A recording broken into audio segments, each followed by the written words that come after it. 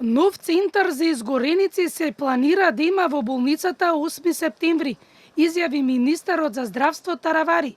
Оваа голема несреќа покажа дека треба да има промени и интегрирање во клиничкиот центар. Веќе зборуваме со 8 септември, кај што беше оделот за инфективни болести, односно ковид центар, со директорот сме координирани, нему му требаат човечки ресурси и евентуално таму може да биде иден центар за изгореници, меѓутоа и да имавме сега центар за изгореници со 10 легла за 200 пациенти е малку. Оваа ситуација ни покажа дека клиничкиот центар треба да биде интегриран.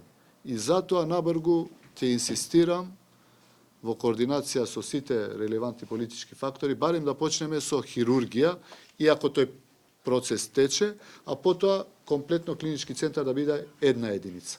Многу подобро би се организирале. 8 пациенти денеска заминуваат на домашно лекување.